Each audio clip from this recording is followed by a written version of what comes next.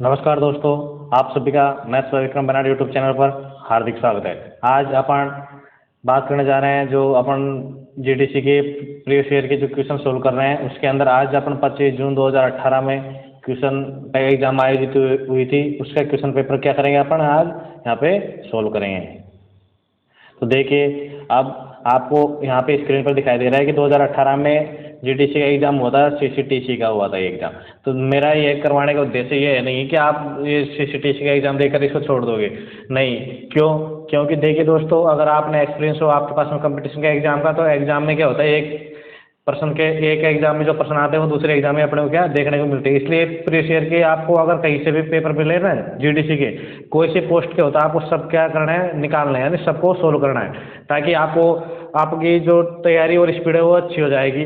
और दोस्तों, अगर आपने मेरा यूट्यूब चैनल सब्सक्राइबर नहीं किया है तो सब्सक्राइब कीजिए, आपके दोस्तों के साथ में शेयर कीजिए, और ताकि मेरे को भी एनर्जी मिलेगी और मैं भी आपके लिए जीडीसी के लिए और भी अच्छा करूँगा। जैसे जैसे मेरे सब्सक्राइबर बढ़ते जाएंगे तो मेरी भी जो काम करने की इच्छा है वो बढ़ती जाएगी और मैं आपके लिए और भी अच्छा करने की कोशिश करूंगा। तो मैं आपसे उम्मीद करता हूं कि आपने सब्सक्राइबर कर दिया होगा, और नहीं तो आप भी कर दीजिए और आपके दोस्तों से भी करवा दीजिए। देखिए दोस्तों, सब्सक्राइबर करवा दीजिए, मेरे को क्या होती है, उम्मीदें बढ़ती है। बाकी तो आपको एक बेल आइकन दबा दीजिए, ठीक है। अब बात करते हैं अपन क्वेश्चन पे आते डायरेक्ट। अभी देखो क्वेश्चन यहाँ पे दिया हुआ है, क्या है कि 10 आदमी, क्या है कि 10 आदमी एक काम को 8 दिनों में, एक दीवार है उसको 8 दिनों में बनाते हैं 10 आदमी, और आधे दिन में इस दीवार को बनाने के लिए कितने आदमी की जरूरत पड़ेगी। भाई 10 आदमी है, क्या है 10 आदमी है, 8 दिन में इसको बना रहे हैं, 10 आदमी 8 दिन में इसको बना रहे हैं, तो आधे दिन में बनाने के लिए एक्स आदमी की जरूरत पड़ेगी। कितने की? एक्स आदमी की जरूरत पड़ेगी। 10 आदमी 8 दिन में बना रहे हैं, भाई काम तो वही है ना, दीवार सेम है, दीवार की लंबाई सेम है, वही दीवार बनाने के लिए आधे दिन में बना ली है। पहले तो 8 दिन में बन रही थी, अब आधे दिन में बनाने के लिए एक्स आदमी की जरूरत पड़ेगी। अपन ने कितने मान लिए? एक्स आदमी की जरूरत पड़ेगी। काम बराबर है इसलिए बराबर का चिन्ह लगा दिया, 2 चले जाएगा यहाँ पे, तो एक्स का मान कितना आ जाएगा? 160 आ जाएगा। अब ये बोल रहा है कितने और आदमी की जरूरत पड़ेगी, तो 10 आदमी तो पहले काम कर रहे हैं, तो इसमें से 10 कर दो, यानी 150 और आदमी चाहिए अपने को। क्या चाहिए? 150 और आदमी अपने को चाहिए दीवार को आधे दिन में पूर्ण करने के लिए। देखिए नेक्स्ट क्वेश्चन दिया हुआ है, एक निश्चित राशि है 20 वर्षों में साधारण ब्याज की दर से अपने का 3 गुना हो जाती है, और उसी साधारण ब्याज की दर से कितने वर्षों में अपने का दुगुना हो जाएगी। तो देखिए दोस्तों, राशि क्या होती है अपने आप में, क्या होती है? 100% होती है कोई भी, यानी 1 गुना होती है। अब ये बोल रहा है 3 गुना हो जाती है, 300% हो जाती है। कितने की वृद्धि होगी? 200 की। कितने की वृद्धि हो गई यहाँ पे? 200 की वृद्धि हो गई। अब ये बोल रहा है 20 वर्षों में, तो साधारण ब्याज में क्या होता है कि जो दर है ना, प्रथम वर्ष में आर है तो दूसरे वर्ष में आर, तीसरे वर्ष में आर, तो 3 वर्ष की कितनी हो जाएगी? 3R। तो इसको मैं 3 इंटू आर भी लिख सकता हूँ, 3 इंटू आर भी लिख सकता हूँ इसको, 3 इंटू आर भी। तो देखो यहाँ पर क्या है, 200% क्या बढ़ोतरी हो रही है। और 20 वर्ष जा रहा है तो मैं क्या करूँगा, 200 जितने प्रतिशत बढ़ रही है ना उसमें जितना टाइम है। देखो यहाँ पे मैंने एक पहले साल में 8% थी, दूसरे में आर थी, तो यहाँ पे मैंने समय इंटू दर प्रतिशत कर दी। तो यहाँ पे भी मैं समय इंटू दर करूँगा ना, समय इंटू दर करूँगा, तो मैंने समय का मान यहाँ पे रख दिया 20 साल, तो दर बराबर बच गया। तो मेरे को दर बराबर कितना प्रतिशत प्राप्त हो गया? यहाँ पे 10% प्राप्त हो गया। कितना प्राप्त हो गया? 10% यहाँ पे प्राप्त हो गया। उम्मीद करता हूँ समझ में आया होगा आपको, क्योंकि यहाँ पे समय जो दर है ना वो फिक्स चलती है साधारण ब्याज में। अगर कंपाउंड इंटरेस्ट होता है, चक्रवृद्धि ब्याज, तो उसमें दर चेंजिंग होती रहती है, लेकिन साधारण ब्याज में शुरू से लेकर अंत तक सेम चलती रहती है। तो यहाँ पे 20 साल 200% की वृद्धि हो रही है, 20 साल भाई 200% की वृद्धि हो रही है ना, समझे आप चीज़ को? इसको भाई ये 200% की क्या हो रही है? वृद्धि हो रही है यहाँ पे, तो 20 साल में हो रही है, तो दर की प्रतिशत कितनी होगी? 10% होगी। कितनी होगी? 10% दर हो गई। अब देखो ये बोल रहा है कि अब यहाँ पे दुगुने की बात कर रहा है, तो 100 अपने आप में होती है, तो 200 हो जाती है। 200 होने के लिए इसको 10 बढ़ना पड़ता है। क्या बढ़ना पड़ता है? 100 बढ़ना पड़ता है। 100 में दर 10% है ना, तो 10% कितने सालों तक 10% रहेगी? 10 साल तक, तब जाके मेरे को 100% यहाँ पे वृद्धि होगी। तो आंसर क्या हो जाएगा इसका? 10 वर्ष आंसर हो जाएगा। देखिए नेक्स्ट क्वेश्चन दिया हुआ, एक बिल का 3/5 भाग क्या है? चुका दिया है, और बिल का 3/5 चुकाने के बाद में देखिए कोई चीज़ अपने आप में एक होती है, एक का 3/5 इसने चुका दिया तो कितना बच गया? 3/5 इसने क्या कर दिया? इसका चुका दिया, तो कितना बच जाएगा इसके पास में? 3/5 चुका दिया तो 2/5 बच जाएगा। अब देखो एक नियम मैंने आपको बताया था कि एक 2/5 का इसने मान कितना दे रखा है? 400 दे रखा है, तो एक जो संख्या अपने आप में एक होती है उसका मान कितना होगा? तो 5 चला जाएगा ऊपर, 2 से इसको काट दूंगा 200, और 200 गुणा 5 करूँगा मैं, तो मेरे को कितना प्राप्त हो जाएगा? 200 इंटू 5 करूँगा तो 1000, यानी पूरी राशि कितनी थी? 1000 रुपये थी। देखिए नेक्स्ट क्वेश्चन है, वर्तमान समय में एक खंभे की छाया की लंबाई क्या है? खंभे की लंबाई का √3 है। एक खंबे की छाया की लंबाई कितनी है, √3 है खंबे की लंबाई की। तो देखिए दोस्तों यहाँ पे इस तरीके की क्वेश्चन आपको आती हुई ना दिखाई देती है मीनार से, डूंगर की चोटी से। तो यहाँ पे देखिए वर्तमान समय में एक खंबे की छाया की लंबाई, तो खंबे की लंबाई मान लो h है, h माने खंबे की लंबाई मान ली, h मान ली। तो ये बोल रहा है कि छाया है ना, ये जो छाया है कौन सी, ये वाली छाया जो पड़ रही है, इसकी क्या है, √3x है, √3 गुना हो जाए, √3h है, ये लंबाई की √3 गुना है। ठीक है। अब देखिए दोस्तों, अगर आप इस तरीके के क्वेश्चन में आपको परेशानी है तो आप हमारा जो चैनल है मैथ्स बाय विक्रम बेनाड, उसको सब्सक्राइब कर सकते हैं, ताकि इस पे मैं आपको इस तरीके के क्वेश्चन भी यहाँ पे इससे संबंधित जो चैप्टर है उसमें पूरे क्वेश्चन आपको यहाँ पे करवाऊंगा। तो देखिए यहाँ पे क्या है, अगर ये कंडीशन यहाँ पे देखिए अनुपात देखेंगे तो 1:√3 का अनुपात बन रहा है, कितना, 1:√3 बन रहा है। अब 1:√3 का निर्माण कब होता है, देखिए ये बन रहा है समकोण, तो ये तो होगा 90 डिग्री। अगर यहाँ पे जब 30 होगा ना, तो 30 और यहाँ पे 60, तब जाकर ये अनुपात बनेगा। क्यों, 30 के सामने जो मान दिया हो ना, तो 60 के सामने 30 के सामने जो मान दिया उसका √3 गुना हो जाता है। तो ये अनुपात 1:√3 प्राप्त हो गया। ये पूछ रहा है कि सूर्य का उत्कर्ष कोण यानी ये जो उन्नयन कोण है कितना होगा, तो ये 30 डिग्री है, कितना है, 30 डिग्री है। अब देखिए नेक्स्ट क्वेश्चन आपने को दिया हुआ है, सबसे बड़े वर्त का क्षेत्रफल, सबसे बड़े वर्त का क्षेत्रफल जिसे 14 सेंटीमीटर भुजा के वर्ग में खींचा जा सकता है। देखिए 14 सेंटीमीटर की मैंने ये क्या बना दिया, ये मैंने बना दिया इसमें, देखिए रुकिए 1 मिनट, इसको तो मैं मिटा देता हूँ यहाँ से। और ये मैंने बना दिया क्या, ये बोल रहा है कि एक वर्ग है, ये वर्ग बना दिया। ठीक है। अब बोल रहा है कि सबसे बड़े वर्त का क्षेत्रफल जिसे 14 सेंटीमीटर, इसकी भुजा कितनी है, 14 सेमी है। इसकी भुजा कितनी है, इसकी भुजा कितनी है, इसकी 14 है, इसकी भुजा 14 सेमी है। अब ये इसके अंदर क्या निर्माण करवा रहा है, इसके अंदर निर्माण करवा रहा है किसका, वर्त का। इसके अंदर बात कर रहा है किसकी, वर्त की बात कर रहा है। इसके अंदर देखिए, इसके अंदर किसी बात हो रही है, वर्त की, इसके अंदर ये बात कर रहा है। ये अच्छी तरीके से नहीं बना, रुको 1 मिनट, ये हो गया। इसके अंदर अपन अब देखिए ये जो बाहर की तरफ आपको दिखाई दे रहा है 14 सेमी का, किसका, ये बाहर की तरफ आपको जो दिखाई दे रहा है 14 सेमी, इसकी भुजा क्या है, जो वर्ग है इसकी 14 सेमी है। इसके अंदर क्या है, सबसे बड़ा वर्त है, वर्त सबसे बड़ा वर्ग खींच लिया है इसके अंदर। अब देखिए वर्ग की भुजा 14 सेमी है, तो इसकी आधी ये लंबाई कितनी हो जाएगी, 7 सेमी। जो इसके अंदर वर्त है उसकी त्रिज्या कितनी हो जाएगी, यहाँ पे 7 सेमी उसकी त्रिज्या हो जाएगी। अब देखिए वर्त का क्षेत्रफल का सूत्र क्या होता है, πr², कितना होता है, πr² होता है। तो देखो यहाँ पे मैं मान रखूँगा तो 22/7 पाई का रख दिया, और 7 इंटू मैंने 7 कर दिया, तो ये कितना प्राप्त होगा मेरे को, 154। तो इसके अंदर 14 सेमी जो वर्ग है उसके अंदर सबसे बड़ा जो वर्ग खींचा जा सकता है उसका क्षेत्रफल कितना हो जाएगा, 154 वर्ग सेमी यहाँ पे प्राप्त हो जाएगा। देखिए नेक्स्ट क्वेश्चन यहाँ पे दिया हुआ है कि 100 मीटर लंबी चलती रेलगाड़ी 50 किलोमीटर प्रति घंटे की चाल से समांतर पटरी पर विपरीत दिशा से आती हुई, देखिए 2 ट्रेनें विपरीत दिशा से आ रही हैं, तो उनकी क्या है, जो स्पीड है, उनकी स्पीड क्या हो जाएगी, उनकी स्पीड दोनों की जुड़ जाएगी। स्पीड क्या हो जाएगी, जुड़ जाएगी दोनों की। 120 मीटर लंबी रेलगाड़ी को 6 सेकंड में पार करती है। देखिए अब इसमें लंबाई भी जुड़ जाएगी दोनों की, स्पीड भी जुड़ जाएगी प्लस लंबाई भी यहाँ पे जुड़ जाएगी दोनों की, ट्रेनों की। तो पहली ट्रेन क्या है, पहली ट्रेन है 100 मीटर लंबी है, और दूसरी ट्रेन है 120 मीटर लंबी। टोटल लंबाई ये होगी, कितने सेकंड पार कर रही है, 6 सेकंड में पार कर रही है, यानी स्पीड दोनों की जुड़ गई है। अब स्पीड दोनों की जुड़ गई है तो मैं क्या करूँगा, देखो इसको ये जो मेरे को ये मान प्राप्त होगा, मीटर प्रति सेकंड प्राप्त होगा, तो इसको मैं किलोमीटर प्रति घंटा में प्राप्त चेंज करने के लिए 18/5 से गुणा कर दूंगा इसको, तो ये 3 बार कैंसिल होगा, ये इसको कैंसिल करूँगा तो ये 44 बार हो जाएगा।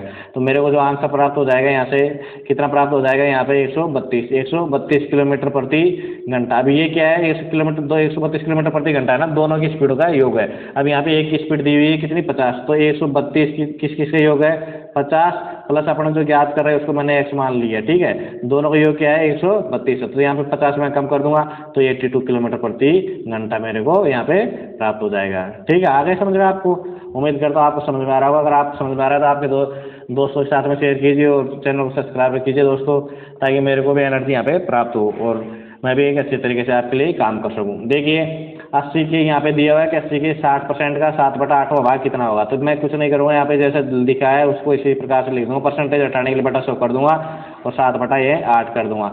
देखिए 8 से तो ये कट गया, यहाँ 2 जीरो है, तो 2 जीरो से 2 जीरो के 7 जगह 42 यहाँ पे आंसर प्राप्त हो गया। देखिए ये तो कैलकुलेशन मतलब इसको आप कर सकते हो डायरेक्ट भी, अगर प्रैक्टिस करो तो ये तो समझाने। अब देखो सफेद रक्त कणिकाओं का मुख्य कार्य, ये मैंने जीके का इम्पोर्टेंट क्वेश्चन था साइंस का, तो मैंने यहाँ पर ले लिया। ये सफेद रक्त कणिकाओं का मुख्य कार्य ये होता है। देखिए जो व्हाइट ब्लड सेल्स अपनी होती हैं, उनका क्या काम होता है? उनका काम होता है संक्रमण रोकना। संक्रमण रोकना, जैसे अपने को डेंगू हो जाता है तो बोलते हैं प्लेटलेट्स कम हो गई, तो उस टाइम पे क्या होता है, अपने जो व्हाइट ब्लड सेल है उनकी संख्या क्या हो जाती है? कम हो जाती है, और अपनी एंटीबॉडी क्षमताएं कम हो जाती है।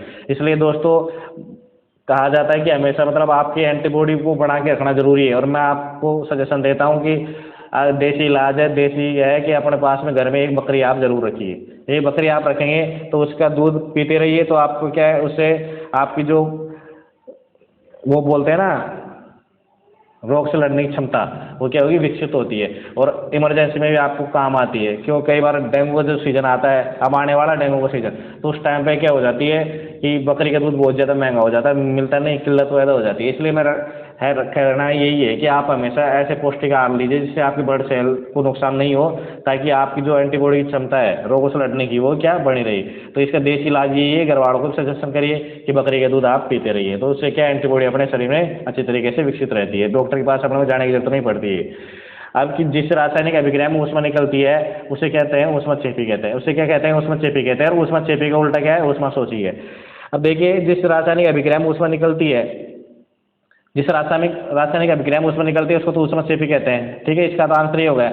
लेकिन जिस रासायनिक अभिक्रिया में ऊष्मा ऑब्जर्व होती है, मतलब ऊष्मा की जरूरत पड़ती है, उसको कहते हैं ऊष्माशोषी। ऊष्माक्षेपी और ये ऊष्माशोषी दोनों एक दूसरे के क्या है? विरोधाभास है। दोनों क्या है? एक दूसरे के विरोधाभास है। तो आपको अगर एक क्वेश्चन यहाँ पे ऊष्माक्षेपी का आ गया, तो इसका उल्टा अगर आपको एग्जाम में ऊष्माशोषी का मिल सकता है, ऊष्माशोषी का मिल सकता है। जिस रासायनिक अभिक्रिया में ऊष्मा की जरूरत पड़ती है उसको क्या कहते हैं? ऊष्माशोषी कहते हैं। और जहाँ पे ऊष्मा बाहर निकलती है उसको ऊष्माक्षेपी कहते हैं। तो देखिए अब नेक्स्ट क्वेश्चन दिया हुआ है, एक कर्मचारी के वेतन में 30% की वृद्धि की गई। देखिए दोस्तों कर्मचारी का मूल वेतन 100% था, उसमें 30% की वृद्धि कर दी, तो 130% हो गया।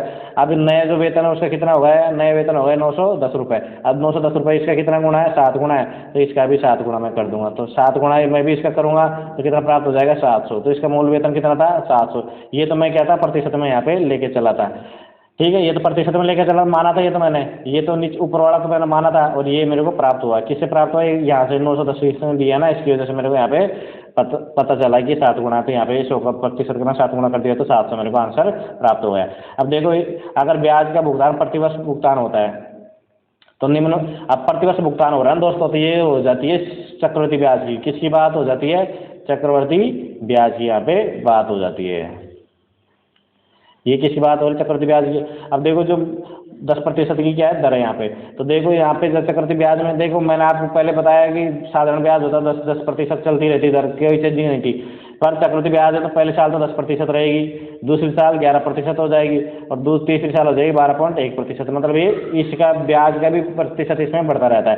तो 3 साल की देखो अगर ब्याज का प्रतिवर्ष भुगतान होता है निम्न में से वो मूल राशि चुनिए जिस पर 3 साल का मिश्र धन ज्ञात करवा। 3 साल का देखो ब्याज निकालूंगा, पहले मैं ब्याज की दर यहाँ से निकालूंगा तो कितनी प्राप्त हो रही है मेरे को? 33.1 यहाँ पे ब्याज की दर प्राप्त हो रही है, 33.1 प्राप्त हो रही है ब्याज। तो प्रतिवर्ष के हिसाब से 3 साल का मिश्र धन 331 होता है। ये 300 मिश्र धन नहीं है, ये देखेंगे अपन तो ये इंटरेस्ट है। क्या है? ये कंपाउंड इंटरेस्ट है। यहाँ पे देखो मिश्र धन लिखा हुआ है, लेकिन इंग्लिश में देखोगे तो कंपाउंड इंटरेस्ट है 3 साल का, ये 331 है। तो यहाँ पे 33.1% अपना ब्याज की दर आ गई। अब देखो वही एकाकी नियम से 33.1% का मान अगर मान लो 331 है तो 100 का मान कितना होगा? तो ये 0.5 हटाने के लिए 0 कर दूंगा मैं, यहाँ से 331 होगा, 331 से 331 कैंसिल कर दूंगा तो 1000 मेरे को आंसर प्राप्त हो जाएगा। कितना है? 1000 रुपये मूल राशि है। देखिए नेक्स्ट क्वेश्चन में 130 मीटर लंबी एक रेलगाड़ी है 45 किलोमीटर प्रति घंटे की चाल से एक पुल को, अब यहाँ पे 45 किलोमीटर प्रति घंटे की चाल, तो इसको मैं मीटर प्रति सेकंड में गुणा करने के लिए 5/18 से गुणा कर दूंगा। तो देखिए 9 5 45 ये होगा 2 बार, ठीक है, 5/18 ये हो गई। अब मेरे को स्पीड प्राप्त हो गई 25, कितनी प्राप्त हो गई स्पीड मेरे को? स्पीड मेरे को प्राप्त हो गई यहाँ पे 25/2 मीटर प्रति सेकंड। अब यहाँ पे देखो ये इसकी स्पीड प्राप्त हो गई ट्रेन की। अब 30 सेकंड में किसको पार करिए? पुल को पार करिए, तो 30 से मेरे को गुणा करना पड़ेगा। 30 सेकंड में कितनी दूरी तय कर लेगी? इंटू 15 कर दो तो कितना प्राप्त हो? 75 7 375 मीटर ये 30 सेकंड में दूरी तय करेगी। लेकिन ये 120 मीटर 130 मीटर तक ट्रेन ही खुद लंबी है, तो इसमें से 130 मीटर मैं कम कर दूंगा तो मेरे को प्राप्त हो जाएगा 245 मीटर। यानी ट्रेन की लंबाई की तो पुल की 130 मीटर तो क्या थी, ट्रेन थी 130 मीटर लंबी। टोटल जो उसने 30 सेकंड में जो दूरी तय करी है वो 375 मीटर तय करी है। 375 मीटर जो दूरी तय करी इसमें खुद की दूरी, खुद की लंबाई और पुल की लंबाई दोनों आ जाएंगी इसमें। तो यहाँ पे इसमें ट्रेन की मैं लंबाई कम कर दूंगा तो पुल की लंबाई मेरे को 245 मीटर यहाँ पे प्राप्त हो जाएगी। देखिए नेक्स्ट क्वेश्चन है यहाँ पे, भारत की संसद में निहित होता है। तो भारत की संसद में निहित होता है, क्यों कौन नहीं होता है? भारत की संसद का निर्माण किससे होता है? राष्ट्रपति से प्लस लोकसभा, राष्ट्रपति प्लस लोकसभा और प्लस राज्यसभा, ये मिलकर भारत की संसद का निर्माण करते हैं।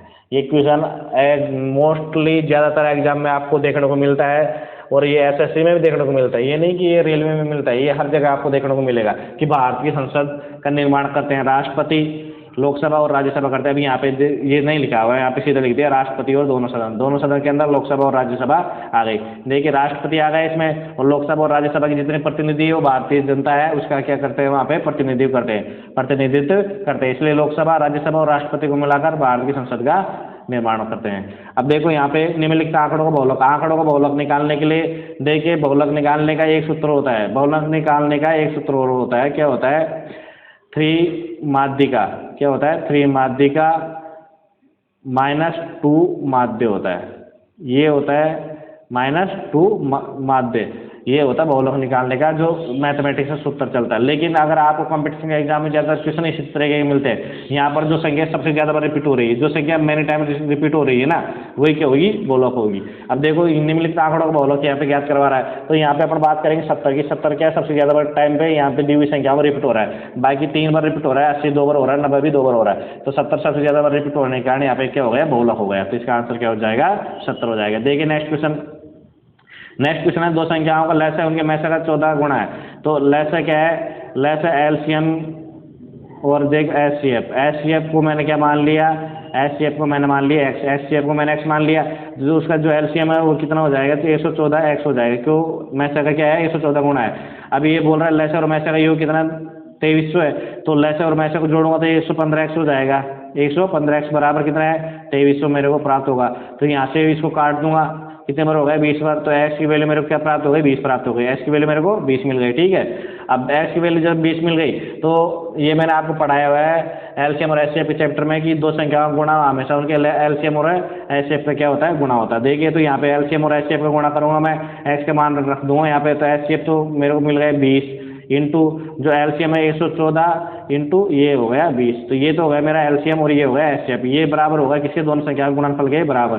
तो दोनों संख्या में से एक संख्या 380 है, तो दूसरी संख्या को मान ली मैंने एक्स पे, दूसरी संख्या ये ज्ञात करवा रहा है। तो यहाँ से देखो 20 से मैं इसको काट दूँ, कितने बार हो जाएगा? ये हो जाएगा 19 बार। कितनी बार हो जाएगा? 19 से इसको 114 को काट दूँगा, कितने बार कट जाएगा? ये कट जाएगा कितनी बार? ये कट जाएगा 6 बार। कितनी बार? 6 बार कट जाएगा। और 6 इंटू 20 करूँगा, 6 इंटू में जैसे 20 करूँगा मैं, तो मेरे को क्या प्राप्त हो जाएगा? 120। तो आंसर क्या हो जाएगा इसका? 120 हो जाएगा दूसरी संख्या। देखिए दोस्तों, अब यहाँ पे 3701 में से न्यूनतम संख्या कितनी घटाई जाए जिससे कि वो 87 से पूर्णतः विभाजित हो जाए? इसके लिए मैं क्या करूँगा?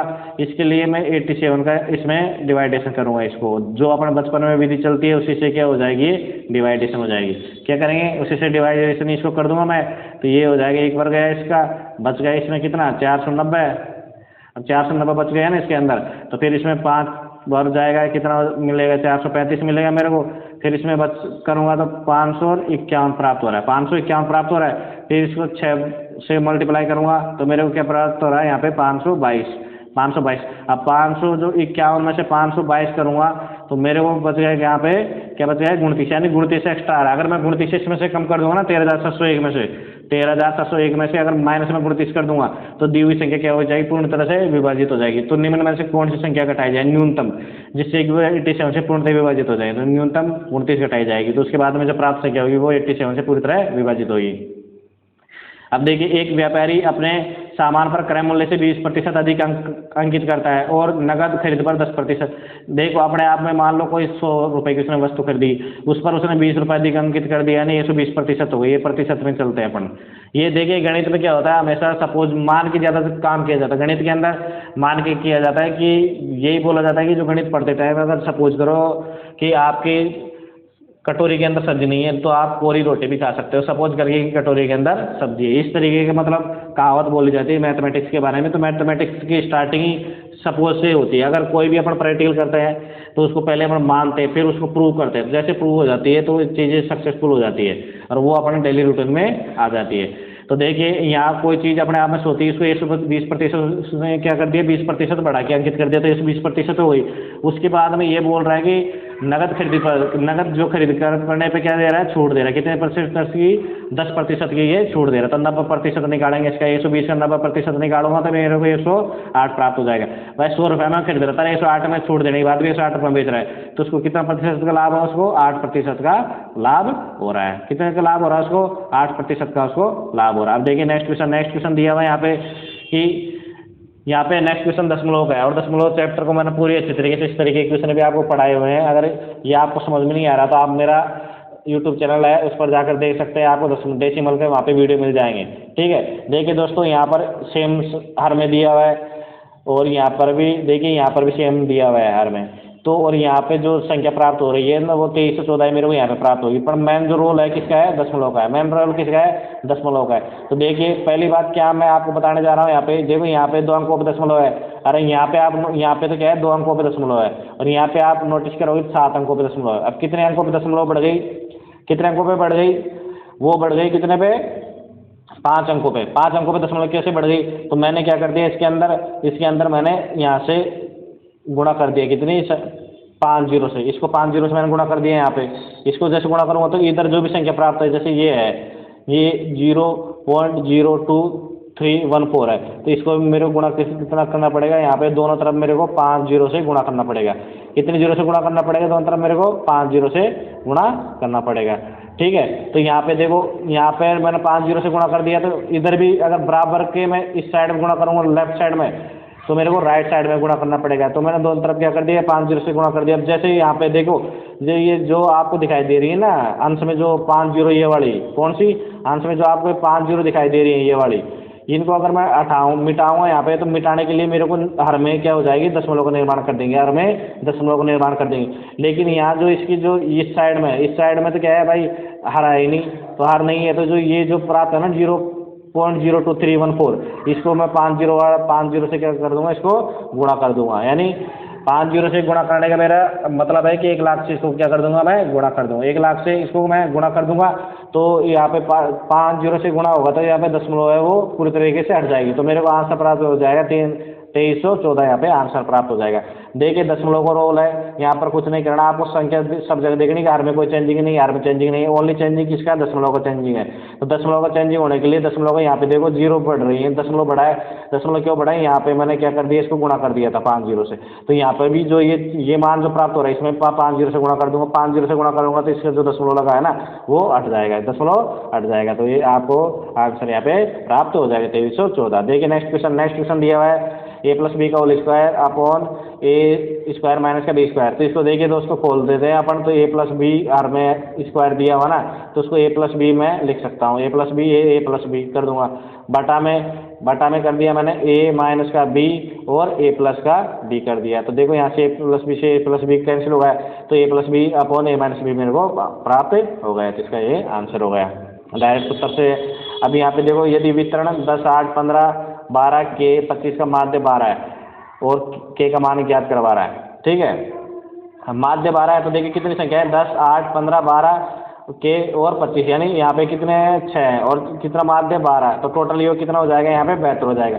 अब 72 तो योग टोटल है, लेकिन मैं इनका माध्य से पता चल रहा है 72 योग हो रहा है। ठीक है, तो अब मैं इनका योग करूंगा, जो संख्या दी हुई है 10 और 8, 18, तो देखो मैं सीधा इनका कैसे योग करूंगा, 25 को और 15 जोड़ूंगा तो कितना हो रहा है, सीधा 40 प्राप्त हो रहा है मेरे को, और 12 और 8 को जोड़ूंगा तो 20, 40 और 20 60 और 10 70, तो मेरे को प्राप्त हो रहा है 70 प्लस का के, इसका आंसर। अब ये पूछ रहा है के की वैल्यू, तो 72 प्राप्त होगा जब के की मान क्या होगा, के का मान जब 2 होगा, के का मान जब 2 होगा तभी मेरे को बेहतर प्राप्त होगा। तो के की वैल्यू क्या पे 2 है। देखिए नेक्स्ट क्वेश्चन दिया हुआ है यहाँ पे, निम्नलिखित श्रृंखला को कौन सी एक संख्या पूरा करेगी। तो देखिए यहाँ पर 4 में 3 जोड़ूंगा 7, 7 में 3 जोड़ूंगा 10 और 10 में 3 जोड़ूंगा तो यहाँ पे 13 प्राप्त हो रहा है। इसी प्रकार देखो यहाँ पे 11 में 3 जोड़ा 13, 11 में 3 जोड़ा 14, 14 में 3 जोड़ा 17, 17 में यहाँ पे जो नेक्स्ट संख्या प्राप्त होगी वो 20 प्राप्त होगी। लेकिन यहाँ पे तो इसी की यहाँ एक संख्या का मान पूछा इसने, तो यहाँ पे 13 इसका आंसर हो जाएगा। अब देखिए नेक्स्ट क्वेश्चन दिया हुआ है, एक आयत का विकर्ण क्या है। एक आयत है दोस्तों, देखो आयत में एक आयत है अपने पास में, और आयत में किसका प्रत्येक कोण का मान क्या होता है। आयत में प्रत्येक जो कोण है वो कितने डिग्री का होता है। आयत में प्रत्येक कोण होता है 90 डिग्री का। समकोण बढ़ता है, ये सभी समकोण बढ़ते हैं, ठीक है। अब ये समकोण बढ़ेंगे भाई, समकोण बढ़ेंगे। अब ये परिमाप बोल रहा है, परिमाप होता है 2l प्लस का b, यानी लंबाई जो इसकी ये तो l हो गई और ये b हो गई, क्यों ये भुजा और ये सामने वाली भुजा बराबर होती है आयत में, ये वाली और ये वाली भी बराबर होती है, इसलिए डबल डबल रिपीट हो रहा है। तो इसका मान 46 प्राप्त हो रहा है। कितना प्राप्त हो रहा है, इसका मान 46 यहाँ में मेरे को प्राप्त दिया हुआ है। तो यहाँ पे l प्लस b मैं निकालूंगा, यानी इसका इसका योग तो कितना निकलेगा 23 निकलेगा। कितना निकलेगा 23। और यहाँ पे ये बोल रहा है कि इसका जो विकर्ण है वो क्या है 17 है। तो यहाँ पे देखो एक समकोण त्रिभुज का निर्माण हो गया जिसका विकर्ण 17 है, लंब और जिसका आधार है उसका योग कितना है 23 है। अब देखो यहाँ पे सूत्र से अपन क्या करेंगे, काम करेंगे। सूत्र से देखो, सूत्र दिया हुआ है अपने को l प्लस b दिया हुआ है। वैसे तो अगर आपको डायरेक्ट मैंने आपको वो पढ़ाए थे रेशो अनुपात पढ़ाए हुए थे कि जो समकोण त्रिभुज का रेशो 8, 5, 8, 15, 17 होता है। 8, 15 और 17। अभी 17 मेरे को पता चल सबसे बड़ी है तो विकर्ण हो गई, तो ये कुछ 8 है, एक 15 है, तो दोनों का योग देखो 23 हो रहा है। तो उससे तो मेरे को निकाल l और b का मान निकाल लूंगा यहाँ पे, और 15 8 कर दूंगा यहाँ पे 20, तो ये कितना प्राप्त होगा मेरे को 120 प्राप्त हो रहा है। तो ये इसका आंसर हो जाएगा 120 है। लेकिन सब आपको तो पता है, हमको पता नहीं है, तो इसको किस प्रकार से करेंगे। तो देखो इसको मैं यहाँ पे इसको क्या कर देता हूँ, यहाँ से मिटाता हूँ, एक बार इरेज कर देता हूँ, उसके बाद में आपको अब देखो यहाँ पर l प्लस बी का l जो प्लस b है उसका मान कितना दिया हुआ मेरे को 23 आ गया था। l प्लस बी का मान 23 आ गया, तो मैं क्या करूँगा स्क्वायर कर दूँगा यहाँ पे, l प्लस बी का होल स्क्वायर कर दूँगा। तो l प्लस बी का स्क्वायर करूँगा l square plus B square मेरे को मिलेगा। तो l स्क्वायर प्लस का बी स्क्वायर मेरे को यहाँ पे प्राप्त होगा। अब यहाँ पे जो रूट 17 विकर्ण है वो l square plus B square का रूट करूँगा ना, तो मेरे को 17 दिया हुआ है, ठीक है। तो देखो इसको अगर मैं आगे सोल्व करूँगा तो l स्क्वायर प्लस का बी स्क्वायर प्लस 2ab बराबर कितना हो जाएगा मेरे को 529 प्राप्त हो जाएगा। अब यहाँ l square plus B square का मान मैं यहाँ से निकाल लूँगा, कहाँ से निकाल लूँगा, l स्क्वायर का इसका मान मैं यहाँ से निकाल लूँगा। तो देखो इसका निकालूंगा तो ये इधर हो जाएगा, यहाँ पे हो जाएगा 17 का स्क्वायर, 17 का स्क्वायर प्लस का 2ab बराबर का 529 हो जाएगा। अब देखो 17 का मान 289 है, तो 2ab बराबर हो जाएगा 529 माइनस 529 माइनस 289, कितना हो जाएगा 289 यहाँ पे प्राप्त हो जाएगा। तो यहाँ पे ए बी का मान निकालूंगा तो 120 मिल जाएगा, ए बी का मान 120 आंसर जो इसका हो जाएगा उत्तर।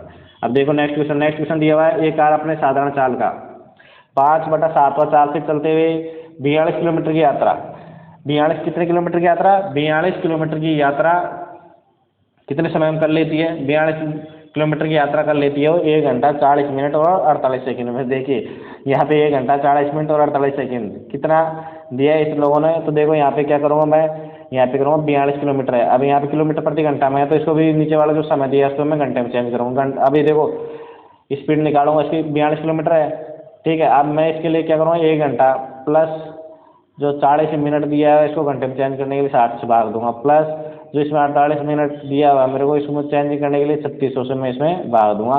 ये हुआ 4, ये हो जाएगा 300 और ये हो जाएगा 2 और ये 3 हो जाएगा। अब इसको जैसे मैं कैलकुलेशन करूँगा यहाँ पे आप एलसीएम लेके तो मेरे को प्राप्त हो जाएगा, देखो 42 इंटू 300, 42 इंटू 300 बटा में कितना प्राप्त हो जाएगा, 42 इंटू 42 बटा 300 बटा में मेरे को प्राप्त हो जाएगा 504 प्राप्त हो जाएगा, 504। अब ये जो मान है वो ये जो स्पीड आ गई इसकी, अब ये स्पीड कितना 5/7 भाग है, अपने आप में स्पीड 1 होती है और ये 5/7 भाग है क्या के नियम से, तो 7 चला जाएगा ऊपर, 7 जैसे ऊपर चला जाएगा तो मैंने यहाँ पे 7 को लिख दे रहा हूँ, यहाँ पे 7 लिख दिया, यहाँ पे 7 मैंने काट दिया, ठीक है। अब देखो यहाँ से कट रहा है क्या कोई संख्या, अब देखो ये यहाँ से कट रही है कि कोई, देखो काटो भाई 7 से इसको काटूंगा मैं, 7 7 49 हो गए, और ये 72 टाइम कट रहा है। इसके बाद में इसको 5 से काट दूंगा 60, और 60 के बाद में 12 5 60, और 12 छियाने 72, और 6 7 42, तो कितना हो जाएगा यहाँ पे 35 किलोमीटर प्रति घंटा। कितना आंसर प्राप्त हो रहा है? 45 किलोमीटर प्रति घंटा मेरे को आंसर यहाँ पे प्राप्त हो रहा है, जो इसकी साधारण स्पीड थी। अब देखो यहाँ पे बोल रहा है 21 गायें उतना ही खाती हैं जितना 12 भैंस, तो 21 गाय बराबर 12 भैंस, 21 गाय बराबर 12 भैंस हो गई। तो गाय और जो भैंस का जो अनुपात है ना, मैं निकाल लेता हूँ। गाय और जो भैंस का अनुपात निकाल लेगा, 12/21 हो जाएगा, और ये हो जाएगा मतलब 4/7, सॉरी 15 है ये क्या है? 15 है, ये 12 नहीं है। यहाँ पे क्या है? यहाँ पे ये है 15 है, तो 15 करूँगा तो यहाँ पे क्या हो जाएगा? यहाँ पे हो जाएगा ये यहाँ 5, अनुपात इसमें निकलेगा 5/7। क्या अनुपात निकलेगा? 5/7। अब देखो ये क्या बोल रहा है कि कितनी गायें उतना ही खाएंगी जितना 35 भैंस खाती है, 35 भैंस खाती हैं। तो देखो कोई चारा है, तो देखो 35 भैंस की क्षमता है 5, और गाय जो गाय की क्षमता है तो 5, गाय की क्या है? 5 है, और भैंस की क्या है? 7 है। गाय की क्या है क्षमता? 5 है, और भैंस की 7 है। तो ये बोल रहा है कि भैंस की जो 7 है ना, तो कितनी गायें उतनी खाएंगी जितना 35 भैंस से खाती है। एक भैंस 7 खाती है, 35 भैंस कितने खाएंगी? 7। एक भैंस 7 खाएगी, 7 मान लो रोटी है कि तूड़ा के टकोले हैं जो बोलते हैं बर्तन है, क्या है भी, मान लो चपाती, मान लो एक भैंस 7 चपाती खा रही है, एक भैंस 7 चपाती खा रही है, तो 35 भैंस इतना खाएंगी, 35 × 7 खाएंगी। अब ये बराबर हो जाएंगे कितने के बराबर? अभी बोल रहा है गायें उतनी खाएंगी, कितनी खाएंगी? गाय एक गाय कितनी खाती है? 5 खाती है, तो x गाय कितने खाएंगी? 5 × x कर दिया, 5 से इसको काट दिया 7 बार, तो हो जाएंगे कितना? 49। कितना? जितना ये खाती है ना 35, ये 7, एक भैंस 7 खाती है, तो 35 भैंस कितना खाएंगी? तो 35 × 7 कर दिया, ये बराबर उतना ही खाएंगी जितना 49 गायें खाएंगी। मतलब 35 भैंस बराबर क्या हो जाएगी? यहाँ पे 49 हो जाएगी। ठीक है, अब बात करते हैं नेक्स्ट क्वेश्चन पे। यहाँ पे एक निश्चित राशि साधारण ब्याज की दर से निवेश किया गया, एक निश्चित राशि है ना साधारण ब्याज की दर से निवेश किया गया, अगर वह 10 वर्षों में तिगुना हो जाती है। साधारण ब्याज, यहाँ पे देखो ब्याज पे कितना 14 नंबर का क्वेश्चन है शायद ब्याज पे, तो देखो साधारण ब्याज की दर है अपने आप में 100 होता है। अब ये बोल रहा है 10 वर्षों में तिगुना हो गई, 10 वर्षों में तिगुना हो गई तो बढ़ गई कितना? 200। कितना बढ़ी? 200 बढ़ गई, कितना हो गई? 300 हो गई। ठीक है, अब 200 बढ़ी, अब 10 वर्षों में बढ़ी, तो देखिए मैंने बोला दर से क्या होती है? साधारण ब्याज में समान चलती रहती है, 10 वर्षों की हो जाती है। 10 वर्षों तो ब्याज इसमें टोटल दर बढ़ी थी 200%, 10 का मैंने भाग दे दिया, तो कितने प्राप्त हो जाएगी मेरे को? 10% यहाँ पे दर प्राप्त हो जाएगी। क्या 10 का मैं भाग दूंगा तो यहाँ पे 20% प्राप्त होगी। दर क्या है? 20% यहाँ पे प्राप्त हो जाएगी। क्यों? 3 गुना हो रहा है तो 200% की वृद्धि हो रही है। 200% की वृद्धि 10 साल में कब होगी? जब 20% उसकी दर होगी, तो 20 × 10 करेंगे तभी 200 अपने को प्राप्त होगा। अब यहाँ पे देखो हरी है, यहाँ हरी है, और यहाँ मधु है। ठीक है, अब बोला हरी की जो आई है ना, मधु की आई से 20% अधिक है, तो मधु की मान लो मेरा 100 है, जो मेरे जहाँ से क्वेश्चन स्टार्ट हो रहा है उसकी तो मैं 100 मान के चल रहा हूँ, तो मधु की आई 100 है, और हरी की आई क्या है? 120 है। ठीक है, अब यहाँ पे अनुपात निकालेंगे 6:5 यहाँ पे प्राप्त हो रहा है मेरे को। अब बोल रहा है कि जो मधु की आई है ना, हरी की आई से कितना प्रतिशत कम है?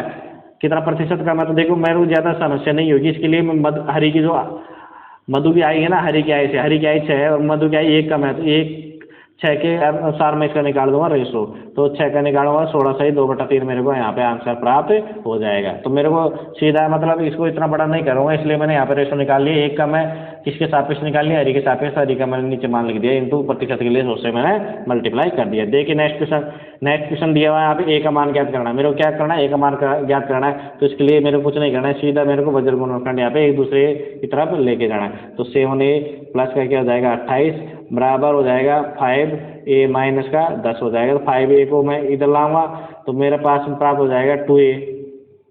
क्या प्राप्त हो जाएगा? तो ये प्राप्त हो जाएगा, और ये चला जाएगा, इधर चला जाएगा, तो ये हो जाएगा कितना, माइनस का 38। तो ए का मान कितना प्राप्त हो जाएगा मेरे को, माइनस का 19 प्राप्त हो जाएगा। तो आंसर हो जाएगा ए माइनस का 19। देखिए ये क्वेश्चन है। अभी नेक्स्ट क्वेश्चन है, एक वर्ग का क्षेत्रफल ज्ञात कीजिए जिसका विकर्ण 12 सेमी का आधा है। देखिए दोस्तों यहाँ पे इसने 12 सेमी लिख दिया। अब मेरा ध्यान सबसे ज़्यादा जाएगा जिसका विकर्ण 12 सेमी का आधा के ऊपर, तो जाएगा नहीं, लेकिन मोस्ट चीज़ इसने लिख दी का आधा है। ये भी इसीलिए अगर आप एग्जाम दे रहे हो तो एग्जाम में आपका ध्यान पूरी तरह से एग्जाम में होना चाहिए और क्वेश्चन को अच्छी तरीके से देखना जरूरी है। एक वर्ग का क्षेत्रफल, यहाँ पे देखो कितना अच्छा लिखा है इसमें बाद में, एक वर्ग का क्षेत्रफल ज्ञात कीजिए जिसका विकर्ण 12 सेमी है का आधा है। तो देखिए अब मैं क्या करूँगा, यहाँ पे मैं क्या करूँगा, एक वर्ग का निर्माण करूँगा। क्या करूँगा, एक वर्ग का निर्माण यहाँ पे करूँगा। ठीक है, ये मैंने एक वर्ग का निर्माण यहाँ पे कर लिया है। अब ये बोल रहा है एक वर्ग का क्षेत्रफल ज्ञात कीजिए जिसका विकर्ण, जो यहाँ पे जो ये विकर्ण दिया हुआ है, क्या ये विकर्ण दिया हुआ कितना है, 12 सेमी का आधा है, तो 6 सेमी हो जाएगा। कितना हो जाएगा इसका विकर्ण, 6 सेमी इसका विकर्ण हो जाएगा। ये हो गया 6 सेमी। अब देखिए दोस्तों, जब भुजा ए होती है तो विकर्ण होता है 2a। तो देखो यहाँ पे 2a का मान कितना है, 6 है, तो a का मान निकाल लूंगा तो 3√2 मेरे को प्राप्त हो जाएगा। कितना प्राप्त हो जाएगा, 3√2 मेरे को प्राप्त हो जाएगा। अब बोल रहा है क्षेत्रफल निकालने के लिए, क्षेत्रफल होता है भुजा स्क्वायर, तो a स्क्वायर में करूंगा तो मेरे को प्राप्त हो जाएगा 3 का स्क्वायर इंटू 2। ठीक है, तो मेरे को 18 यहाँ पे आंसर इसका प्राप्त हो जाएगा। तो इसका आंसर क्या है, 18 वर्ग सेमी। देखिए नेक्स्ट क्वेश्चन दिया हुआ है यहाँ पे, 2 साल और 10% प्रतिवर्ष 6 माही चक्रवृद्धि ब्याज से 16,000 का मूल राशि अनुमान कितने मिश्र धन में परिवर्तित होगा। यानी 16,000 तो अपने पास में क्या है, इंटरेस्ट है। क्या है, 16,000 अपने पास में इंटरेस्ट है, और जब जो 16,000 मेरे पास में इंटरेस्ट है ना, वो 10% की क्या है, दर दी हुई है। यहाँ पे 10% की दर दी हुई है और 2 साल का टाइम दिया हुआ है, लेकिन ये दर को क्या है, 6 माही लेके चल रहा है। दर को क्या चल रहा है, 6 माही यहाँ पे लेके चल रहा है। तो मेरे को क्या करूँगा, मैं सीधा देखो यहाँ पे सूत्र लगाऊंगा, जो चक्रवृद्धि ब्याज पूरा मिश्रधन निकलवा रहा है। क्या निकलवा रहा है, यहाँ पे मिश्रधन निकलवा रहा है। तो 16,000 इंटू दर, क्या दर को मैं टुकड़ा कर दूंगा भाई 10, एक साल की दर 10% है, तो 6 माह की क्या हो जाएगी, 5% हो जाएगी। जब मिश्रधन की बात करूँ तो 105 इंटू 100 में से गुणा करूँगा मैं, 105/100 इंटू 105/100, ये हो गई 1 साल की। फिर ये 105/100, ये 1.5 साल का मिश्रधन हो गया, और ये 105/100, ये पूरा 2 साल का मिश्रधन हो गया। ये 100 आएगा नीचे, क्या आएगा, ये आएगा यहाँ पे 100 आएगा। ठीक है, अब मैं क्या करूँगा, अब मैं यहाँ पे करूँगा, देखो ये तो होगा 21/20, ये भी 21/20 हो जाएगा, ये 21 ये भी 20 हो जाएगा, और ये भी 21/20 हो जाएगा। तो देखो 20 से मैं इसको काट दूंगा तो यहाँ पे 1 0 बच जाएगी, और ये बाकी ये कट जाएंगे। 16,000 को काट दिए इसमें, बस नीचे बच गया, 1 बच गया। अब यहाँ पे देखेंगे, यहाँ पर सीधा 21 का क्यूब, इसलिए मैंने आपको बोला था, जब वीडियो डाले थे शुरुआत में नंबर सिस्टम के, उस टाइम में मैंने घन को वर्ग निकालना ये सब चीज़ें बताई थी, और मैंने उस टाइम पे बोला था आपको कि आपको याद करने, ताकि आपकी मैथ में कैलकुलेशन तभी जाके फास्ट होगी। कुछ आंकड़े आपको याद भी होना जरूरी है। अगर देखें दोस्तों, आप जो मेरा जो गाइडलाइन है उसको फॉलो करोगे, तो जो मेरा एक्सपीरियंस है, जितनी मैंने मतलब रेलवे सेवा जितने सालों से देते आ रहा हूँ, जॉब छोड़ के दूसरी जॉब प्राप्त कर रहा हूँ, जितना मेरा एक्सपीरियंस है, अगर आपने मेरे जो गाइडलाइन को फॉलो किया तो मैं आपको आश्वासन देता हूँ कि आप भी पक्के मतलब जो आपकी उम्मीद है उन पे आप पोस्ट आपको मिल जाएगी उम्मीद के अनुसार। तो जो मेरी गाइडलाइन है उसको आप फॉलो करिए। तो मैंने आपको उस टाइम भी बताया था कि आपको कुछ चीज़ें याद रखनी है। तो देखिए दोस्तों, अगर मेरा पढ़ाया हुआ आपको अच्छा लग रहा है तो आप मेरे चैनल को सब्सक्राइब कर दीजिए, दोस्तों से भी करवाइए। तो देखिए यहाँ पे 21 का क्यूब कितना होता है, 9,261 होता है। यहाँ पे 4 घात आ गए तो मैंने 21 से गुणा कर दिया, तो मेरे को 3 तो गुणा करने की जरूरत नहीं पड़ी। और यहाँ पे बटा में क्या है, 2 है। यहाँ पे क्या है, बटा में 2 है। तो अब मेरे को फाइनल रूप से जो इसका आंसर प्राप्त होगा, क्या है इसका जो मेरे को आंसर प्राप्त होगा वो कितना प्राप्त होगा, यहाँ पे जो मेरे को प्राप्त होगा 19, इसको जैसे मैं कैलकुलेशन करूँगा ना यहाँ पे, तो 19,448 यहाँ पे मेरे को पॉइंट में प्राप्त हुई संख्या। तो ये लगभग क्या हो जाएगा, 19,448 मेरे को यहाँ पे प्राप्त होंगे। अब देखिए, अब बात करते हैं नेक्स्ट क्वेश्चन पे। किस पे, नेक्स्ट क्वेश्चन पे बात करेंगे। नेक्स्ट क्वेश्चन क्या है, यहाँ पे दिया हुआ है बी ए से दुगना तेज दौड़ता है और सी है ना बी से दुगना तेज दौड़ता है। यदि सी अपनी पूरी यात्रा 45, तो देखो यहाँ पे ए है, ये बी है और ये सी है। अब मैं क्या करूँगा, इनकी जो स्पीड है उसका अनुपात यहाँ पे दिया हुआ है, पहले तो स्पीड को लेके चलूँगा। यहाँ बी है ना, ए से दुगना तेज दौड़ता है, बी ए से दुगना तेज दौड़ता है, और सी ए से बी 3 गुना सी मान लो 1 की स्पीड से दौड़ता है। तो सी से बी है ना 3 × 3 की स्पीड से दौड़ता है। अगर सी मान लो 1 की स्पीड से दौड़ता है तो जो बी है वो कितने की स्पीड से दौड़ेगा, वो दौड़ेगा 3 की स्पीड से। कितने की स्पीड से दौड़ेगा, वो 3 की स्पीड से दौड़ेगा। और जो बी से ए दुगना तेजी से, यानी बी से ए है ना दुगना तेजी से, तो ये 6 की स्पीड से दौड़ेगा। इनकी जो स्पीड है उसका अनुपात तो ये आ गया। तब इनके जो द्वारा लिए गए टाइम का अनुपात निकालूंगा तो स्पीड और टाइम का अनुपात एक दूसरे के व्यतिक्रमानुपाती होता है। तो देखो 1 अनुपात यहाँ पे 2 अनुपात यहाँ पे क्या हो जाएगा, 6 हो जाएगा। 1 अनुपात 2 अनुपात यहाँ पे 6 प्राप्त हो जाएगा। तो देखो ये कितना टाइम ले रहा है, जो कोई काम को जितनी स्पीड कोई दूरी है उसको तय करने में ये ले रहा है 42 मिनट का समय। कितने का ले रहा है, 42 मिनट का समय। तो गुणा 7 है, तो इसको भी गुणा मैं 7 कर दूंगा। यहाँ पे गुणा 7 करूंगा तो मेरे को ये 7 मिनट का समय लेगा। तो ये बोल रहा है एक को पूरी यात्रा तय करने में कितना समय लगेगा, 7 मिनट का समय लगेगा। देखिए दोस्तों पूरा मैंने यहाँ पे अनुपात पे आपको इसका आंसर प्राप्त कर लिया। देखिए नेक्स्ट क्वेश्चन दिया हुआ है, नेक्स्ट क्वेश्चन दिया हुआ है कोस फाई का मान दिया है 4/5। तो देखिए एक मैंने आपको लाल बटा यहाँ पे कक्का पे बात करेंगे, किस पे, लाल बटा कक्का पे। और यहाँ पे देखो कोस की बात करते हो, आधार बटा कर्ण है। क्या है कोस में यहाँ पे आधार बटा कर्ण है। तो आधार की वैल्यू अगर मैं यहाँ से निकालूंगा तो आधार तो मेरे को दिया हुआ 4 और कर्ण दिया हुआ कितना, 5 दिया हुआ। आधार 4 दिया हुआ और कर्ण मेरे को क्या दिया हुआ है, 5 दिया हुआ। ठीक है, तो इससे मैं लंब निकाल लूंगा। यहाँ पे मेरे को 5 के स्क्वायर पे 4 के स्क्वायर करूंगा तो 3 के स्क्वायर प्राप्त हो जाएगा। तो लंब मेरा क्या आ जाएगा, 3 आ जाएगा। अब मेरे को कुछ नहीं करना, यहाँ पे मान रखना है। तो देखो जो सेक है वो कोस का उल्टा होता है, तो 5 बटा मैंने 4 लिख दिया। ठीक है, प्लस में tan का मान देखो यहाँ से निकालेंगे तो लंब बटा आधार होता है। tan की जगह लंब बटा आधार, तो लंब क्या है 3 है, तो आधार बटा क्या है 4 है। तो कुल मिला के 8/4 मेरे को प्राप्त होगा। काट दूंगा तो 2 आंसर यहाँ पे प्राप्त हो जाएगा। अब देखिए नेक्स्ट क्वेश्चन है यहाँ पे 10 रुपये में 5 नारंगी खरीदता है, मतलब परचेजिंग है उसकी, मतलब कॉस्ट प्राइस है। ये तो हो गई कॉस्ट प्राइस उसकी।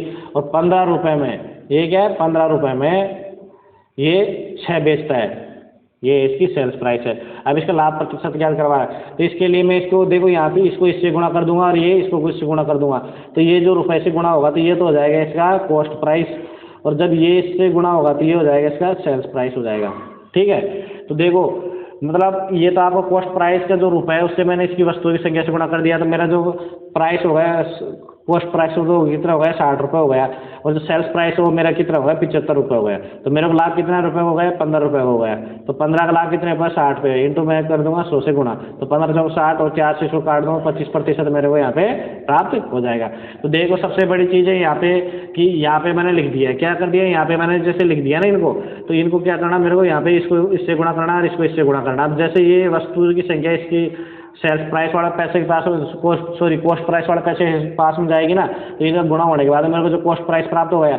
इसी प्रकार यहाँ पे 15 × 5 करूँगा तो 75 जो मेरे को प्राप्त होगा वो क्या है, यहाँ पे सेल्स प्राइस है। तो मतलब 60 रुपये की वस्तु 75 में बेच रहा है। तो यहाँ पे आपको कन्फ्यूजन नहीं होगा। यहाँ पे क्या करना है, आपको इस तरीके से लिखिए, वज्र गुणनखंड कर लेना है और उसको सोल्व करना है, ताकि आपको इस तरीके से बाद में कितने वस्तु आ रही है क्या है कोई मतलब नहीं है। उससे अपना एक अलग अलग तरीके की यहाँ पे क्या निकल के आ जाएगा, अलग अलग मूल्य निकल के आ जाएगा। तो जो यहाँ पे 60 रुपये और 75 रुपये निकल के आ रहा है। अब देखिए यहाँ पे अब आ रहा है सारणी के ऊपर, जो आपको एसएससी के अंदर भी देखने को मिलते हैं और आजकल ये रेलवे के अंदर भी आ रहे हैं। और ये रेलवे का ही पेपर है तो रेलवे में अंदर आया हुआ है। ये बोल रहा है यहाँ पे सारणी दी हुई है, आपको पता होगा अगर आपने कंपटीशन का एग्जाम दिए तो इस सारणी आती है यहाँ पे।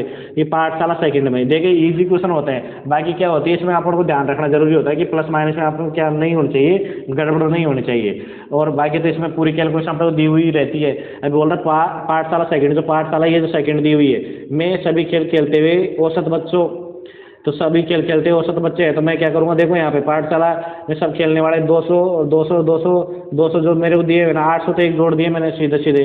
अब देखो किस प्रकार से मैं जोड़ता हूँ, 800 तो एक जुड़ गए, बाद में इसके बाद 50 है और इसके पास में 10 है 60 और इसके बाद में कितने हैं 25, 60 25 85। तो मेरे को क्या प्राप्त हो गए 85 और ये 100, जो ये नीचे वाले 100 बच रहे हैं, तो मेरे को 985 प्राप्त हो गए। कितने प्राप्त हो गए मेरे को 985। अब 985 कितने में औसत निकालने की बात कर रहा है, तो 5 का इसमें बाहर दे दूंगा मैं, तो कितना प्राप्त हो जाएगा मेरे को 19 तक प्राप्त हो जाएगा। और ये जो 5 9 45 3 35 यानी ये प्राप्त होगा मेरे को 197। कितना प्राप्त हो रहा है मेरे को, ये प्राप्त हो रहा है मेरे को 197 यहाँ पे प्राप्त हो गया। ठीक है, अब 197 जैसे मेरे को यहाँ पे प्राप्त हो रहा है, तो मैं क्या करूँगा 197 प्राप्त होने के बाद में और इसका देखो अब ये बोल रहा है उसी पाठशाला में बैडमिंटन खेलने वाले बच्चों, अब देखो बैडमिंटन कितने खेल रहे हैं 125, तो मेरे को 197 प्राप्त हुआ। अंतर तो पूछ रहा है तो 125 में से माइनस कर दूंगा तो मेरे को प्राप्त हो जाएगा 72, यानी उसके जो पाठशाला सेकंड में सभी बच्चे खेल रहे हैं उनका औसत और जो बैडमिंटन खेल रहे हैं उनका अंतर, संख्या का अंतर कितना आ जाएगा 72, यहाँ पे आंसर मिल जाएगा। तो कैलकुलेशन ही है इसमें, बाकी इतना वो नहीं है, ये परेशान करने वाला सारणी का टेबल एसएससी में भी इजी आती है और रेलवे में भी ऐसी आती है, पर इसमें कैलकुलेशन करने टाइम पर अपना दिमाग कंसंट्रेशन होना जरूरी है। देखिए अगर पाठशाला में फर्स्ट में 20% छात्र क्या फुटबॉल खेलने के अलावा, जो पाठशाला फर्स्ट में जो 20-25 छात्र है ना जो फुटबॉल खेल रहे हैं, इसमें से 20% छात्र फुटबॉल खेलने के अलावा बैडमिंटन भी खेलते हैं, तो 125 का क्या निकालूंगा, 20% मैंने निकाल लिया, ठीक है, कितना 5 और तो कितना निकल के आ गया, ये 25 निकल के आ गया। अब देखिए अब बोल रहे हैं तो इस पाठशाला जो फर्स्ट में कुल कितने छात्र बैडमिंटन खेलेंगे, तो देखिए इसमें जो 25 छात्र फुटबॉल खेल रहे हैं उसमें 20% भी बैडमिंटन खेल रहे हैं, इसके अलावा 75 ऑलरेडी पहले खेल रहे हैं, तो टोटल कितने कैंडिडेट हो जाएंगे, कुल 100 कैंडिडेट हो जाएंगे जो बैडमिंटन का खेल खेलते हैं। अब नेक्स्ट क्वेश्चन देखिए, नेक्स्ट क्वेश्चन दिया हुआ है यहाँ पे कि सभी पाठशालाओं में क्रिकेट खेलते हुए औसत बच्चे, सभी पाठशालाओं में क्रिकेट खेलते हुए औसत बच्चे, तो देखो क्रिकेट का ये रहा कॉलम, क्रिकेट का कॉलम ये रहा, तो मैं सीधा यहाँ पे 200 यहाँ से भी 200 लूँगा, 200 200 700 200 200 400 200 700 2 800 और 1000, सीधा सीधा 1000 तो एक हो गया, ठीक है। इसके बाद में ऊपर की संख्या ले लूँगा 50 25 75 75 और 15 90, तो ये कितना हो जाएगा प्लस में 90। अब भाग दे दूँ किसका, इसमें 5 का मैं जैसे भाग दूँगा 1090 में, तो मेरे को प्राप्त हो जाएगा इसके औसत कितना है 218, ठीक है, औसत हो जाएगा। अब बोल रहा है टेनिस खेलते हुए औसत बच्चों का अंतर, अब टेनिस वाले निकालना पड़ेगा मेरे को, अब टेनिस वाला निकालूंगा 200 यहाँ से लूँगा, 200 200 400 200 700 और 100 यहाँ से ले लूँगा, तो 800 तो मेरे को एक प्राप्त हो जाएगा, 800 एक प्राप्त होगा। अब ऊपर की संख्या ले लूँगा 40 ये ले लूँगा 10 50 और ये 30 80 और 65 80 और जैसे 65 करूँगा मैं तो 145 प्राप्त हो रहा है, तो इसमें 145 और जोड़ दूंगा तो मेरे को टोटली, और बाहर किसका कितने का दे दूंगा, इसमें भी 5 का दे दूंगा, तो मेरे को कितना औसत प्राप्त हो जाएगा, इसका 189 प्राप्त हो जाएगा। अब ये औसत का तो याद कर रहा है, अब देखो 200 होने के लिए इसको 11 चाहिए, 200 होने के लिए इसको 11 चाहिए और ये 18 ज़्यादा, तो 11 और 18 29 हो जाएगा, तो इसका आंसर हो जाएगा 29। अब देखिए नेक्स्ट क्वेश्चन दिया हुआ है यहाँ पे, पाठशाला फोर्थ में, पाठशाला क्या है फोर्थ, ये दी हुई है, पाठशाला फोर्थ से फुटबॉल खेलते हुए छात्र का प्रतिशत, उसी पाठशाला से सभी खेल खेलते हुए कुल बच्चों का कितना प्रतिशत है, का कितना है, तो देखिए यहाँ पे पाठशाला जो फोर्थ है उसमें फुटबॉल के बच्चे निकाल लूँगा, कितना है 175, कितने बच्चे 175 है। अब 175 जब बच्चे हैं, अब टोटल ये बोल रहा है उसी पाठशाला से सभी खेल खेलते हुए, तो इस पाठशाला से सभी खेलते हुए, तो इस पाठशाला के टोटल कैंडिडेट को क्या कर लूँगा मैं, योग कर लूँगा यहाँ पे, तो 200 और 200 400 तो एक हो जाएगा और 100 हो जाएगा, तो ये हो जाएगा, तो कितना हो जाएगा 700 और ये 705 और ये पे 45 705 और ये इनको जोड़ूंगा ना आगे, तो मेरे को यहाँ पे जोड़ने के बाद में कितना प्राप्त हो रहा है, जोड़ने के बाद में मेरे को 810 प्राप्त हो रहा है, इनको मैं जोड़ूंगा फोर्थ नंबर के कॉलम में सबको, तो क्या प्राप्त हो रहा है मेरे को 810 प्राप्त हो रहा है। अब देखिए अब ये कितना प्रतिशत होगा, ये कितना प्रतिशत होगा, तो मेरे को जो भाग दूंगा किसका 81 का इसमें, तो मेरे को ये भाग कितने पर जाएगा 21 बार पूरा जाएगा 0.64 जाएगा। अब लेकिन अब यहाँ पे तो 2159 दिया हुआ है, तो ये भी कर सकता हूँ क्या मेरे को, यहाँ पे देखो स्पष्ट रूप से लिखा है कि दशमलव के बाद 2 अंक तक करना है, 2 अंक मेरे को 64 प्राप्त हो रहा है, तो ये तो ऑप्शन नहीं, तो यहाँ पे ये ऑप्शन मेरे को दिया हुआ है इनमें से कोई नहीं। अगर इनमें से कोई नहीं दिया होता और कोई भी ऑप्शन नहीं पास, तो फिर मेरे को पास वाला ऑप्शन क्या होता, आंसर यहाँ पे देना पड़ता है, लेकिन यहाँ पे स्पष्ट रूप से लिखा है कि दशमलव के बाद 2 अंक देने भी हैं और यहाँ पे इनमें से कोई नहीं का वो भी ऑप्शन दिया हुआ है, तो मैं इनमें से कोई नहीं के साथ जाऊँगा, ठीक है, और आपको भी करने की मैं सलाह दूंगा, ठीक है। अब देखिए अब नेक्स्ट क्वेश्चन है पाठशाला 3 से बास्केटबॉल खेलने वाले छात्र, पाठशाला 4 से बास्केटबॉल खेलने वाले छात्रों के प्रतिशत। देखिए बास्केटबॉल क्या है, पाठशाला 3 में 195 खेल रहे हैं, कितने बच्चे खेल रहे हैं 195 बच्चे खेल रहे हैं, और पाठशाला 5 में बास्केटबॉल कितने खेल रहे हैं 225 खेल रहे हैं, कितने खेल रहे हैं 225 खेल रहे हैं। इसका क्या निकालना मेरे को, ये प्रतिशत निकालना है, तो देखो 25 से ये हो जाएगा 9 बार और ये हो जाएगा 4 बार, ये हो जाएगा 4 बार। अब मेरे को क्या करना है भाई, 4 बार हो गया और ये 9 बार हो गया, तो देखो इसको और आगे कट रह गया तो काट दूंगा मैं इससे, तो 3 से 3 बार कट गया और ये कितने हो जाएगा, ये 6 और ये 5 यानी 65 टाइम ये कट रहा है। अब देखो इसके बाद में मैं इसको गुणा करूंगा तो 260 प्राप्त हो रहा है मेरे को, 260 प्राप्त हो रहा है, फिर 3 से मैं भाग दूंगा इसके अंदर, तो 3 8 तो 24 प्राप्त हो रहा है, इसके बाद 2 भी बच गए तो 6 पॉइंट ये प्राप्त हो रहा है। अब देखो यहाँ पे इनमें से कोई नहीं है और इसके कितना मेरे को मिल रहा है, काट रहा हूँ तो 86.66% मिल रहा है, लेकिन यहाँ पे दशमलव के दो अंक तक भी नहीं दिया हुआ और इनमें से कोई भी नहीं दिया हुआ। तो देखिए दोनों क्वेश्चन इस तरीके के आप लोगों को यहाँ पे इसके पास वाला आंसर यहाँ पे लेके चलना है जो 87% है, जो 87% है। तो देखिए दोस्तों, ये आज का जो पेपर था उसका मैंने सभी सॉल्यूशन आपको करवा दिया। मैथमेटिक्स के क्वेश्चन के एक दो मैंने जीके के लिए जो इम्पोर्टेंट थे मेरे को लगे, और मैं उम्मीद करता हूँ आपको समझ में आया होगा।